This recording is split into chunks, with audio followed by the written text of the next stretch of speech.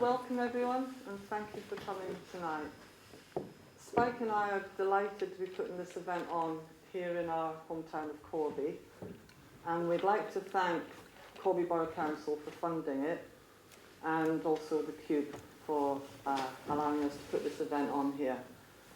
You know, I was wondering whether we'd chosen the wrong date for this because, you know, given what's going on in the world, there's a huge EU event going on next door, there's the football on the telly, and so it's good that so many of you come along to see it. Good choice. Anyway, so let me just tell you the plan so you know what you're in for. In a moment, I'll welcome our first guest speaker, Madeleine, up here. Then after that, there'll be a short 10-minute question and answer session where you get a chance, if you like, to ask any questions. Then we'll have a 15-minute break, so you can go and get a drink or whatever. We'll be back in here for 8 o'clock, and then I'll invite our next two guest speakers up, Pat and Spike, and then we aim to finish for about 9 o'clock. Just one other thing I was wanting to share with you. A good friend of mine who's here tonight, I don't know where she is. Oh, you can't. A good friend of mine asked me, Corin asked me a few weeks ago, so what's the point of this, Donna? What do you hope to achieve? Now, she didn't ask me it like that, but that's how I heard it. She was just asking because she wanted more information so that she could tell people about it.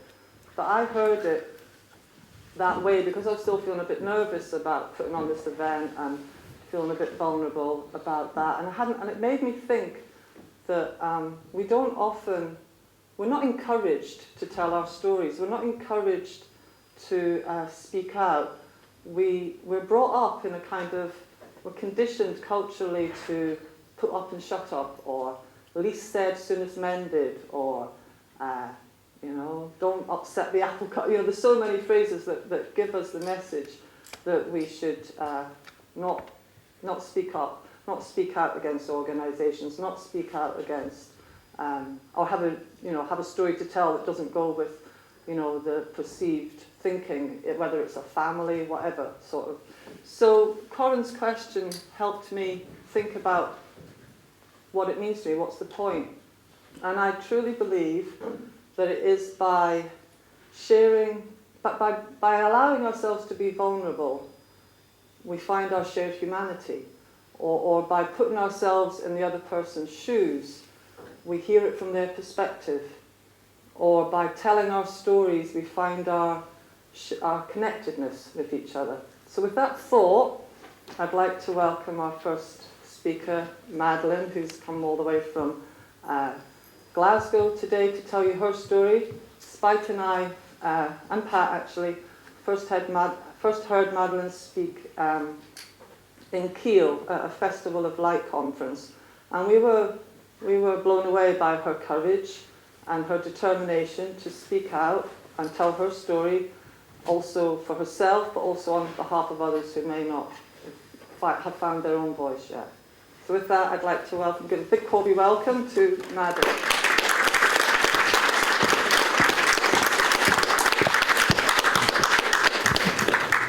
Thank you, Donna. If anybody had told me, even just a few years ago, that one day I would be saying my story, writing a book, doing TV or film interviews, there's no way I would have believed it. But in September 2014, I shared my story on the website of an organisation called the Forgiveness Project, and I completely underestimated what the impact would be. To start with, so many people got in contact that I knew. Some people knew my story, but some of my friends didn't know to what extent it had happened to me, how it had happened. And then I started to get stories from other women who had had similar stories, and then women and men from different countries got in contact. So I realized when I first started to speak, maybe I was speaking for me, and then I was speaking for them. But as Donna said, really, I speak for us. I speak for everyone, really. So my story starts in the late 1970s. I was gang raped by two American teenagers when I was 13 years old. it happened in a way that I'm sure it started with something that you all do to your parents, and I lied about where I was staying. A friend and I decided to have a night out. We decided to go drinking. It was before the days of mobile phones. It was the late 1970s. So we came up with a plan that her mum was away. We told my mum we would stay at her grandma's, and then we told her grandma we would stay at my house, and we went to her empty flat. Somehow we managed to convince the off-licence that I was of age to buy alcohol, which I don't know how I ever looked old enough. And we got very drunk very quickly, and these two young men took us home to her flat. It became very obvious not that long into the night that they weren't there to undress me and put me to bed. They wanted to do whatever they wanted to do to me. I had been very sick when we were out, and we just thought they were taking me home. In the taxi driver could see that there was an assault already taking place, and he did nothing. And I often think back to that taxi driver. Didn't he have a daughter? Didn't he have a sister, a mother, a neighbour? He could see what was happening, but his concerns were that I didn't throw up in his taxi and that he got his money, and he just let them take me to this empty flat. A lot of what happened on that night, I think because of the trauma, I know because of the trauma, because I've worked with trauma now, I locked a lot of it away. I blocked a lot of the memories out. There were moments that I remember from that night, and a lot of them would take me many, many years to really have my memories revealed back to me. I started to fight back at the time, and then that's really when things escalated and things got a lot worse, and the violence just escalated. But a lot of the time I didn't really remember. It's kind of funny, the things that happen to you while you're being raped. I could hear people outside the flats. It was kind of April, May time. It was a bank holiday, and they were having a barbecue. And I remember thinking, I wonder what they're eating while these men were raping me. And in the room that I was in as well, there was a border on the top of the room that went around, and it was made up of bows. And a lot of the time I just counted the bows. And there were 11 on each section of the wall, and there were 44 bows in total. So a lot of the time, really, I wasn't there. I kind of left my body. And when I woke up the next day, aside from the vomit, there were traces of blood and semen and excrement on my body. I had been cut, I had been stabbed, there were burn marks. Everything was very hazy, really hazy. I couldn't really quite remember how I had acquired these injuries. The only thing that was very clear to me, clear as a cloudless day, was that my childhood was over, that it was never going to be the same again. My girlfriend and I, we just decided to clean up and just tidy up the flat. When I woke up, actually, just before we decided to clean up, she was in the bed next to me, fully clothed, and I was naked. She had bangles on her arms, and I remember the jangling of her bangles. That was something that was very clear, and I thought they were coming back to do whatever they were going to do. When they left me, they said that they would kill me if I told anyone. They held the knife to my throat, and I kind of believed them. But she had been untouched, and I had been violated by both of them. So we decided just to clean up. She went back to her grandma's, I went back to my mum's house. We went back to school the next day, and I never really spoke about it. But I know now, even in the not speaking, that it leaked out of me. You know, I did subconsciously, I did my best just to numb out. I numbed out in many ways. I started to use drugs, I started to drink, I developed an eating disorder, I attempted suicide, which would make me end up in a psychiatric ward for about 8 weeks, a children's psychiatric ward in Great Ormond Street Hospital. And the whole time that I was in hospital, I clearly must have been traumatized. I went from a normal 13-year-old girl to one that could hardly speak. Nobody ever asked me what had happened to you, what's changed. And no one ever asked me that question, and that has stayed with me. I often think back, how many of us in that ward had something traumatic done to us and we weren't able to find our voice, so had blocked it out of our mind. and nobody ever asked us. So I left the hospital. I hadn't changed that much. Their main concerns were that I had started to put some weight on, because all they were concerned were with my anorexia and my depression. I went back to school, but my numbing out, it was still leaking out of me, and I ended up becoming quite promiscuous. And in that, which I know now, having worked at Rape Crisis and Women's Aid, it's a very normal reaction. My thoughts were that if a guy would try anything with me, that I would just let them do it, because it would be easier rather than get hurt. I just thought it would lead to more violence. And so then I kind of developed a bad name. So the more I developed that name, then I would have more men attracted to me, and so it went on. It took about 3 years till my behaviour was kind of off the wall, and I was not really going to school and rebelling against everything, that eventually I decided to tell my parents. But even then I couldn't find my voice, so I wrote it down one day and left it on my pillow before I went to school. When I got back from school, my mum asked me if this was true, and I said yes, and we phoned the other girl, and she denied it had happened the way that I said it had happened. And I didn't know at the time, but my mum had had a trauma from her young age, and she was very, very quiet, and I always misunderstood her silence for she didn't believe me, and that it caused a lot of trouble between my mum and I. But I'll just fast forward a little bit to my mum's story. It was only when I was having my last lot of therapy that she revealed to me that at the age of 8 she was raped by a neighbour as well. But she had never told my dad, who she'd been married to for 40 years before he died. There were 5 of us, 5 children, and she went through all those pregnancies with no support and no help.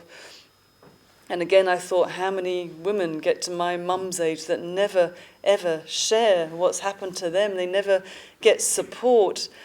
But I didn't have that understanding at the time, so that was hard. When I finally told my mum, I didn't feel believed, and the girl that was involved said it didn't happen how it happened. My behaviour was really bad, and eventually my parents decided it would be good for me to go away, and they sent me to Israel for a year. They didn't say sent me like it was a punishment, but they suggested it would be a good idea. So I went to live on a kibbutz for 6 months, and I went to work in a town called Ashkelon. Yeah, and things are very weird how they work out, because at the age of 17, I met a man there who's called Stephen, who's now my husband of 33 years we've been together. Oh my gosh.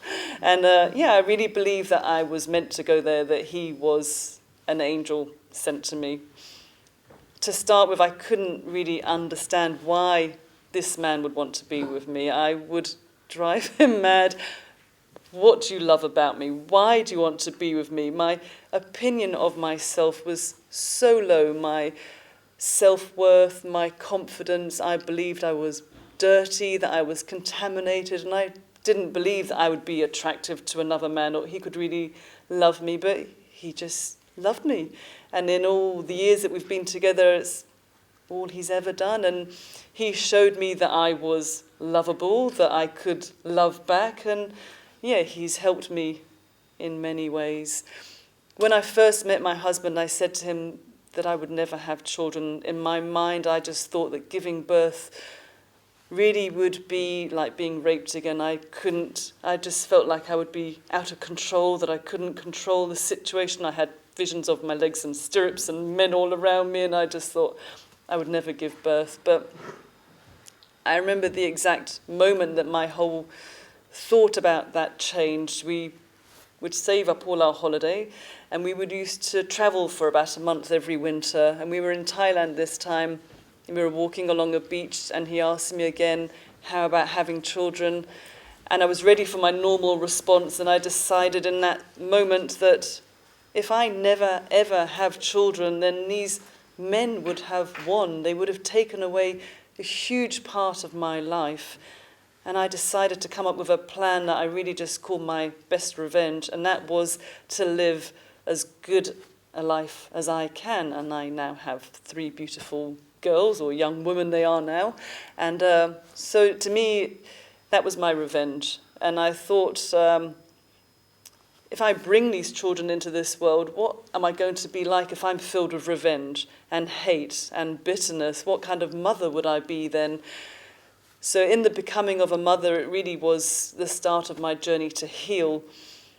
I really had to start to face all of my fears, which were really being out of control, and my fear of men. These were the two biggest fears and phobias that I had. I had actually so many fears and phobias, it's hard to really remember them now because I'm so moved on. I was scared of knives, I was scared of the dark, I was scared of even putting the rubbish bin down at the end of the garden if it was dark outside. Being out of control, my safety, I would get into a car and just lock the buttons as soon as I was driving. So I started to realize that I'd question, what is fear? My fear was really my imagination. It was all based on something that already had happened to me. The worst thing had already happened to me. And my fear was based on imagination about the future. So it was only on the past and what is going to be. So none of it was really real. So I decided that the best thing would be to challenge my fear. And a lot of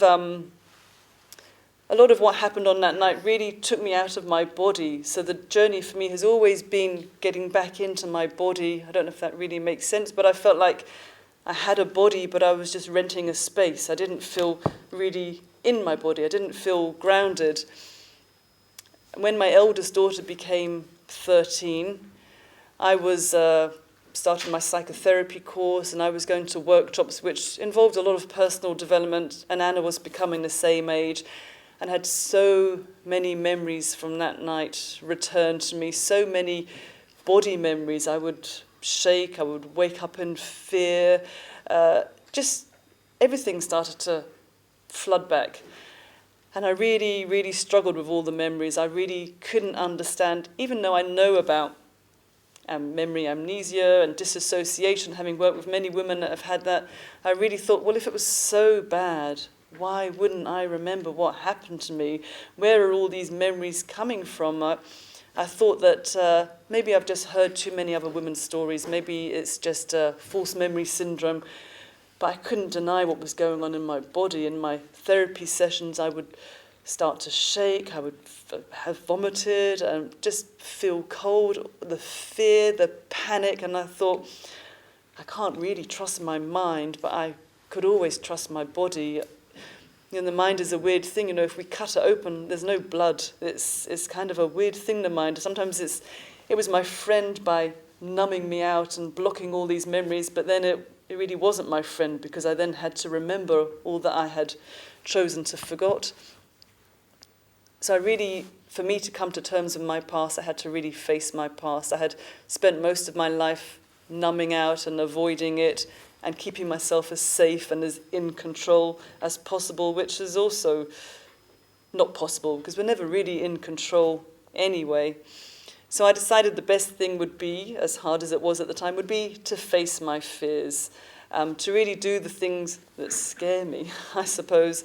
So I was working as a psychotherapist, and I had always worked in women's institutions, women's aid and rape crisis, so I wasn't used to working with men, and I decided the only way to get used to working with men was to have more male clients.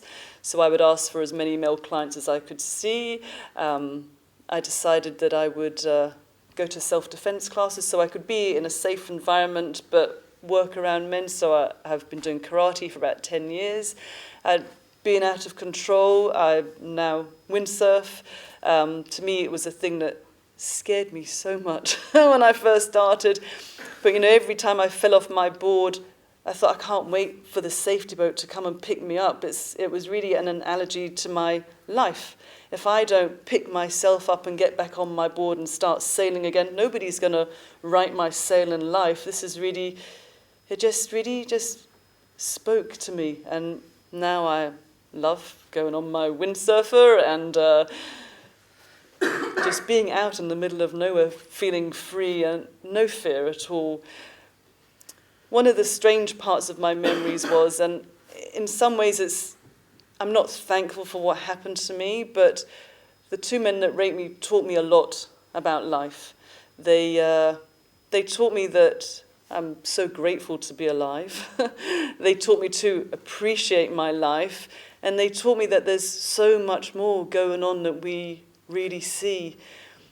when my memories started to come back, I kept getting images of a third person that was present. And I still can't really make an awful lot of sense of it, but I just think I was protected that night for whatever reason.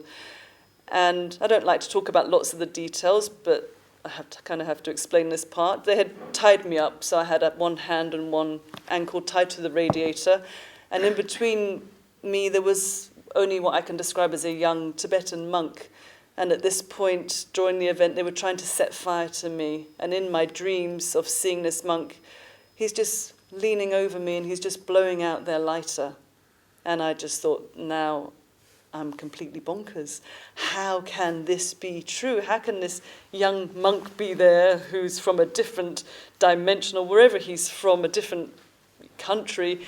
How can he have been present as well? It just, I was going crazy with all the memories coming back anyway, and then this came back, and I just thought, this is really strange. But the more I fought with the memories, not wanting to believe them, and the more I fought with him, he would just appear.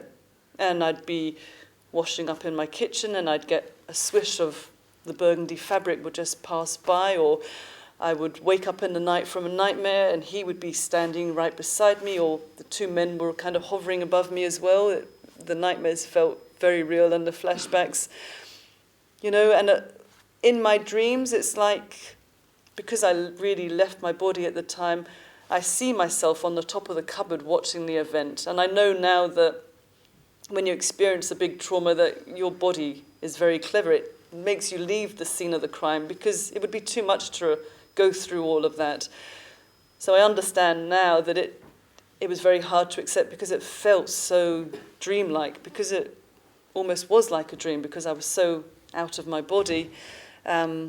And the more I fought against, he couldn't have been there, I must be making it all up, I'm completely bonkers now, the more memories and the more flashbacks I would get. So eventually, I really had to find a way to, if I have to accept him, then I have to accept all that they did to me as well. And in those moments, it became much easier. They didn't kill me. I'm still here. Yes, it affected me for many years, but I have an amazing life. I have a great husband. I have love. I have gratitude and appreciation. One thing that I never ever thought I would do, and it was suggested to me when I was last having therapy, when my oldest daughter became the same age, 13, my therapist suggested to me that, maybe they weren't born rapists. And I was completely outraged. I thought, how could he suggest such a thing? I just thought they were evil monsters that were born that way, sadistic, and they came into this planet, just to rape people or whatever, cause violence. But he planted a seed in my mind, and that seed started to grow. And I started to think that, I do believe that we are all born the same as babies. My manager where I work now was a midwife, and she told me that she has delivered thousands of babies, and in that time she never met an evil baby in all her years of midwifery. And that really stayed with me. And then I started to think, because these guys weren't much older than me, they were maybe 17, 18, where did it all go so wrong for them? What happened to them in their life? What did they see? What did they experience? What had they witnessed that they thought that was really acceptable, to be so violent to another human being? And without intending to, my heart really reached out for them. And I knew that if I carried, as I said before, all the bitterness and hate and revenge, that I would have just shut my heart down. And all my struggles to become a mother, what kind of mother would I be to hold all that bitterness? And once I really understood what it must be like for them as a human being, their predicament to live with what they've done to someone else, whether they are conscious or not, I do believe, like me, being unconscious of what happened to me, it will leak out of them in some way. They have to live with what they do, and I believe that will be harder for them to live with what they do rather than what they did to me. I have managed to build on my life, and in some ways it's given me strength. You kind of never know how strong you are until you have to find out how strong you are. So I never ever thought that I would find it in my heart to forgive these men, but when I truly took their predicament into my heart, I could only feel compassion for them, which is why my story ended up on the Forgiveness Project. I'm not sure how we're doing for time. 10 minutes. 10 minutes. Okay. So that is something that I never ever really thought would happen. So like I said before, there are some ways that I have to really be thankful for what they showed me, how not to live my life, how to appreciate my life, how to have gratitude, to be thankful that I'm a mother. And I really started to see that life isn't really about what happens to us. It's never really our experiences, it's what we do with it. I could stay traumatized and stay stuck in my panic and in my fear and in my safety zone, but I would be holding myself back. So I do believe that life is really just about 10% of what happens to us and 90% of what we do with it, how we choose to react. Am I going to stay stuck, or am I going to allow it to change and to move me on? And that's what I decided to do. My best revenge plan has always worked. There have been times when it has been really difficult. It's very hard now when I come to do these talks, and I've just written a book as well. When I think back to how I was, it really feels as if it is a different person. And this is really why I want to come and speak. I want to spread my message of hope that if we really choose to, we can get past of anything. If we really make that choice, we can drop anything that we carry, that we harden our heart with. Everything is a choice, and what are you going to choose?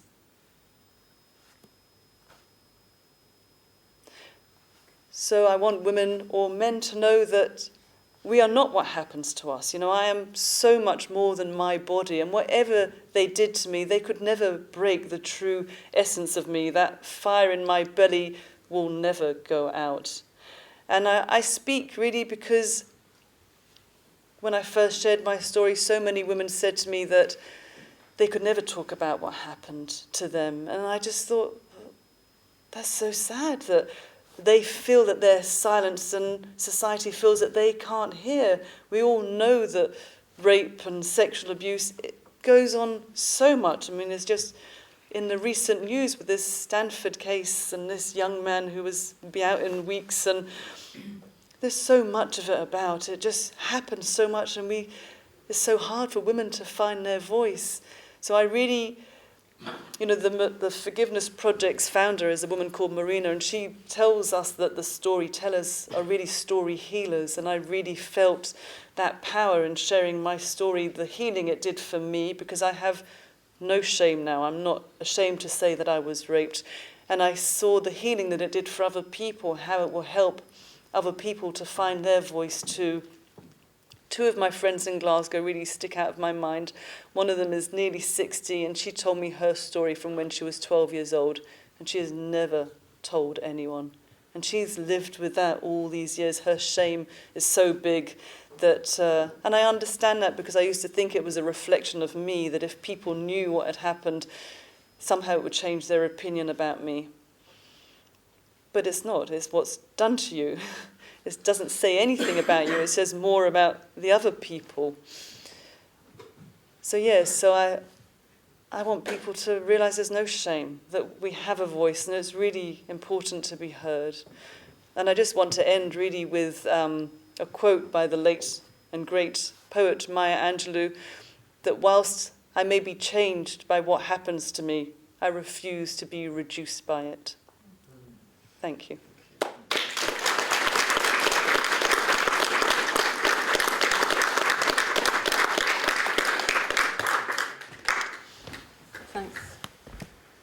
Thanks, Madeleine. Yeah.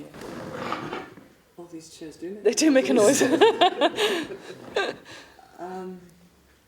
going to have a short question and answer session now, but I can't see anybody. No, I So- can't. I can see 2 or 3 rows and then everyone's... But if you do want to ask a question, oh, there, the receiver do that. So what I suggest is that any question or comment, oh, thank you. Yeah, if you just raise your hand, say your name and then ask your question. Yeah, go ahead. My name's Shona. Hi. Have you ever struggled with not bringing them to justice for what they did to you? Not anymore. I think maybe in the beginning because I felt so much guilt and I thought it was my fault and people would blame me because we had stayed in an empty flat and I had been drinking and I was underage, that I would get into trouble. And the fear that they would come back and kill me was so real for so many years that my fear is now that they have gone on to do it again or they've done it before. But yeah, there's nothing I can do about that now.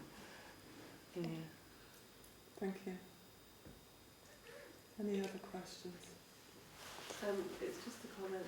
I now see the point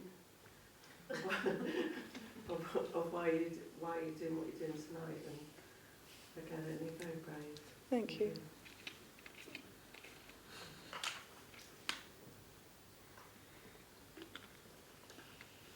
Any other? I want to ask one, but Well, I just think how I'm Lola. You're very brave, and it's great to hear your story. How wonderful to have met that person who loved you. And I just wonder, that was, that sometimes you look back on your life and think, oh, that was meant to be. And I think, what if that didn't happen? Can be the scariness, going on. I mean, that was marvellous that you met him at that time and that helped. Who do Sounds you like mean? helped to see. My husband. your husband. Yeah, sorry. Yeah. I knew who she meant. Stephen. Yeah. Yeah. And I just think that's the scariness. If that doesn't, Yeah. that's amazing. To me, it's so early synchronicity. on. Yeah. Yeah, Yeah. that was great. No, I do believe that, because I really was on a path of self-destruction when I met him. I was doing a lot of drugs, I was drinking a lot, anything to numb out and to forget. And I didn't really know what I wanted to forget. I just felt so dark and just didn't want to be here. And yeah, so meeting him really cracked my heart open again, I suppose, that I'd closed it off. So it was great. Synchronicity. Hi, I'm Deborah. Hi. It's a really lovely story. Thank you for sharing it.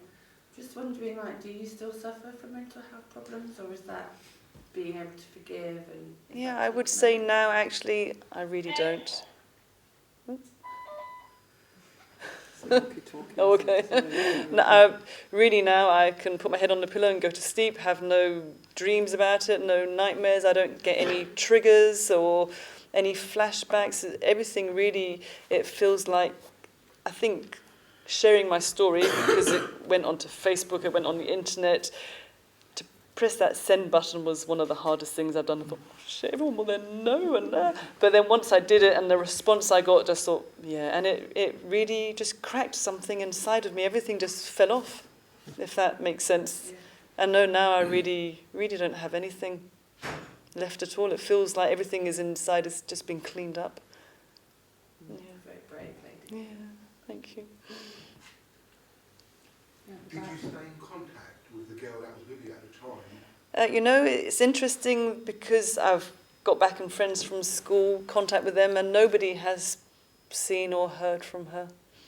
So Anger towards her? No, because I don't, I've tried to work out why she said what she said. I thought maybe nothing happened to her.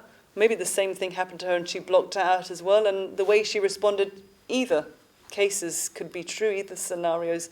So I've got no idea what happened to her. And out of her own fear or being caught drinking and being, what we were up to, mischief, no, I don't have any anger towards her. Thank you. Any other questions? Another one. That's okay. Because this whole talk about forgiveness, people, it sounds quite simple. Mm-hmm. But, have you thought about ever that you would like them to know that you've forgiven them? Actually, recently in Glasgow, I did an interview for STV there, and they asked me, would you like to meet them and, ask them. And I would just really like to understand what happened to them? Where did it all go so wrong? That's the part that intrigues me. Whether they want to offer their forgiveness, I don't really... You know, a lot of my forgiveness also started with self-forgiveness, because I really thought it was my fault and I was to blame and I was in the wrong, and I carried all that shame and guilt and silence. Even though I didn't sentence them, I sentenced myself for years to all of that. And no, I don't know if I really need that from them at all, because it's very personal. It's a self-forgiveness, forgiveness and understanding of them, but it was self-healing and it was self-transforming, you know, and just to drop it all. I'm not saying it's an easy journey. I'm not saying it's one that happened overnight, but it took me quite a long time to get to the place that I'm at now. But yeah, it's much easier. Yeah. Any other questions? Sorry, I thought you had your hand up there. Do you think that things are changing now that people are speaking out? You know, it's actually quite interesting with the recent case, which I'm sure most of you are aware, the Stanford case. I was really warmed by the response by people, how his father said that, you know, his son was only having his 20 minutes of action, whatever he called, while he was raping an unconscious woman. The outpouring of anger towards this young man and his privileges and his only few weeks for sentencing, it was actually quite encouraging to see, whether or not it brings about any change, because there's so many changes that need brought in. I mean, in Scotland, where I live, of the cases that make it to court, it's about 5.5% conviction rate of rape. I mean, it's so low, the conviction rates. There's so many changes. So I don't know if there's many changes or not. I think we have a long way to go, and we have a lot to learn. Yeah. Still more time. Any more questions? I wanted to ask Madeleine what it was like when you, because you said you wanted to work with men or counsel men, or what was it like the first, you know? I was terrified. My first thoughts were, I had 3 men that I have counselled that really just changed the way that I was completely. The first guy that I saw, my fears were, who's nearest the door? How can I get out the session if anything goes? And thought, what kind of therapist will I be if I'm just worried about my safety? I had my back ready, and then he had, won't go into too many details of my clients, but he'd been suspended from work for looking at porn on the internet. I thought, oh God, why do I get him?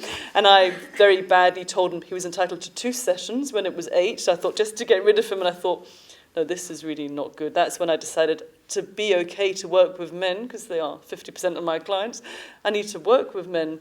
And then I had another man who'd had a very similar experience to me. He had been raped at 13 as well.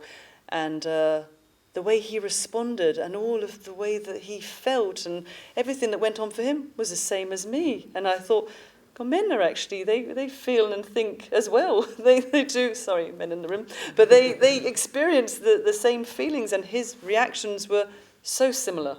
And my heart went out for him, and he was so vulnerable and traumatized. And then I worked with another man. Originally he came because he had a child that had died in cot death, and then he revealed to me that actually he was a sex offender. And he had been put in prison for raping someone.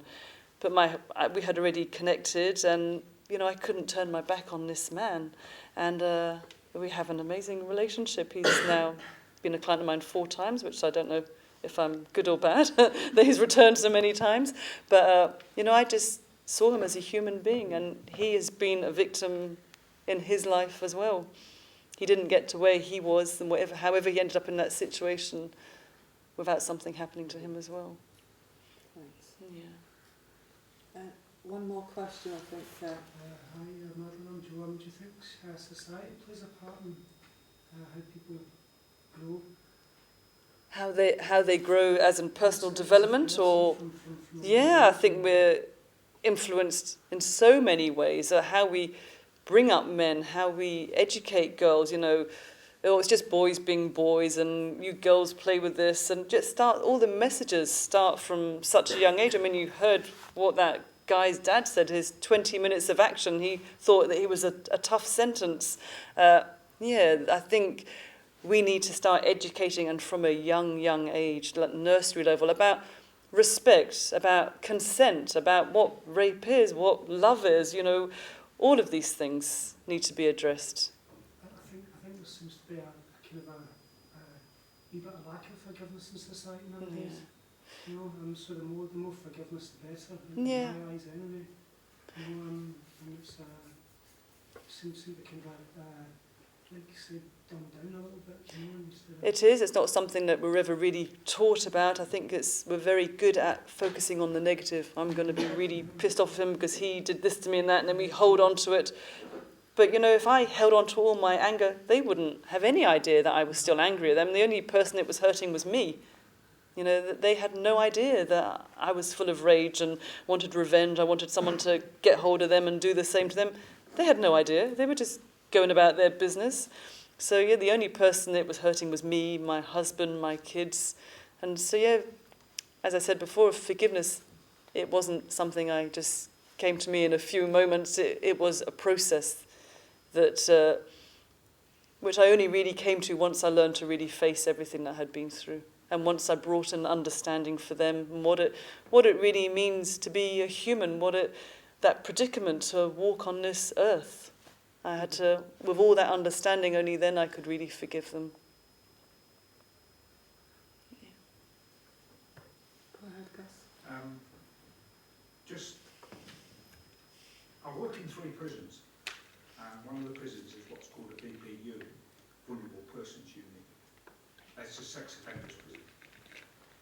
And what you say resonates very much with some of the stories I've heard from the abusers. Mm-hmm. And it became very clear to me, I've been doing it for about 10 years, that the abusers are the abused as well. Yeah. There's a whole catalogue of abuse in this cycle.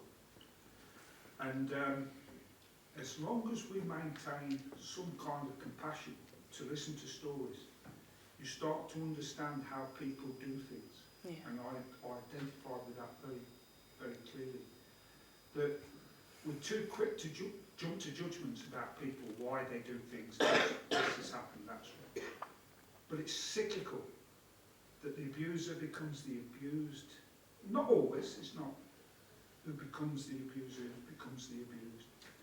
If we can break that cycle at any point by telling stories and our compassion for the people, it's not about getting justice or sentencing people, it's about breaking that cycle.